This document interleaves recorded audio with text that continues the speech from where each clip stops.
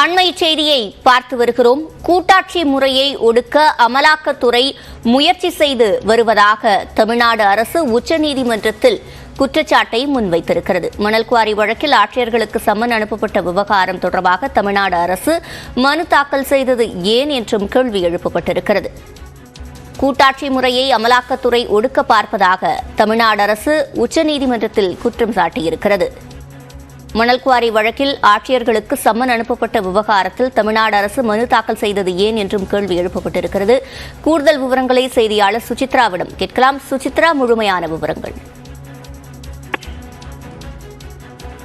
மணல் குவாரி வழக்கில் தமிழ்நாட்டில் உள்ள மொத்தம் 10 மாவட்ட ஆட்சியர்களுக்கு அமலாக்கத்துறையானது சம்மன் அனுப்பி வழங்கிய சம்மனுக்கு எதிராக உயர்நீதிமன்றத்தில் தற்பொழுது மாநில அரசு ஏன் மனு தாக்கல் செய்தது என்ற ஒரு கேள்வி உச்சநீதிமன்றமானது எழுப்பியிருக்கிறது. குறிப்பாக மணல் முறைகேடு குற்றச்சாட்டில் மிக முக்கியமாக 5 மாவட்ட ஆட்சியர்களுக்கு கடந்த 2 மாதங்களுக்கு முன்னர் அமலாக்கத்துறையால் சம்மனானது அனுப்பப்பட்டது. விசாரணைக்கு அவர்கள் ஆஜராக வேண்டும் எனவும் உரிய அதிகாரப்பூர்வ ஆவணங்களை அவர்கள் சமர்ப்பிக்க வேண்டும் என்ற ஒரு கருத்தையும் அவர்கள் அந்த சம்மனில் அவர்கள் தெரிவித்திருந்தார்கள். தமிழ்நாடு முழுவதும் கடந்த ஆண்டு மணல் குவாரி உரிமையாளர்கள் மற்றும் ஒப்பந்ததாரர்கள் இடையே நடைபெற்ற அந்த ஒப்பந்தங்கள் தொடர்பான ஒரு முறைகேட்டு புகாரில் இந்த மாவட்ட ஆட்சியர்கள் பதிலளிக்க வேண்டும் என்ற ஒரு சம்மனைத்தான் அவர்கள் அனுப்பியிருந்தார்கள். அந்த சம்மனுக்கு எதிராக தமிழ்நாடு அரசாங்கம் சார்பில் உயர்நீதிமன்றத்தில் மனுவானது தாக்கல் செய்யப்பட்டு அதனுடைய விசாரணை என்பது நடைபெற்று வருகிறது.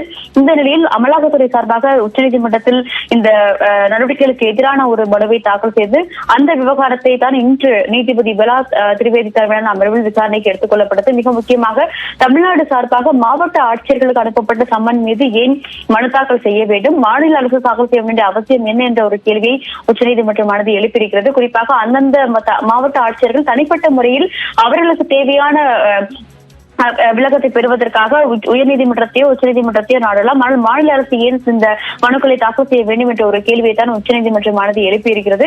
மிக முக்கியமாக இந்த விவகாரத்தை பொறுத்தளவில் அமலாக்கத்துறையானது கூட்டாட்சி முறையை ஒடுக்குவதற்கான ஒரு நடவடிக்கையை மேற்கொண்டு வருகிறது.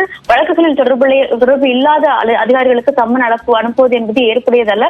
அதனால்தான் தமிழ்நாடு அரசாங்கம் சார்பாக இந்த மனுக்கள் என்பது உயர்நீதிமன்றத்தில் தாக்கல் செய்யப்பட்டது என்ற ஒரு கருத்தை தமிழ்நாடு அரசு சார்பில் வாதாடிய மூத்த வழக்கறிஞர் முகுல் என்று தெரிவித்தார். மிக முக்கியமாக இந்த வழக்குடைய விசாரணை உயர்நீதிமன்றத்திலும் விரைவில் விசாரணைக்கு வர உள்ளது எனவும் இதனிடையில் வரும் திங்கட்கிழமை இந்த வழக்கினுடைய விரிவான பதிலை உச்சநீதிமன்றத்தில் தெரிவிப்பதற்காக அவகாசம் வழங்க வேண்டும் என்ற ஒரு கோரிக்கையை தமிழ்நாடு அரசாங்கமானது இன்றைய விசாரணையின் பொழுது முன்வைத்தது. அதனை ஏற்று தரப்பது வழக்கு விசாரணை என்பது அடுத்த வாரம் ஒத்திவைக்கப்பட்டுள்ளது. இந்த வழக்கை பொறுத்தளவில் ஏன் அதிகாரிகளுக்கு ஆதரவாக அரசாங்கம் சார்பாக அந்த மனுவானது தாக்கல் செய்யப்பட வேண்டும் என்ற ஒரு விரிவான விளக்கத்தை உச்சநீதிமன்றத்தில் தமிழ்நாடு அரசு வழங்க வேண்டும் என்ற ஒரு உத்தரவை தற்பொழுது உச்சநீதிமன்றமானது பிறப்பித்திருக்கிறது. விவரங்களை வழங்கியமைக்கு நன்றி.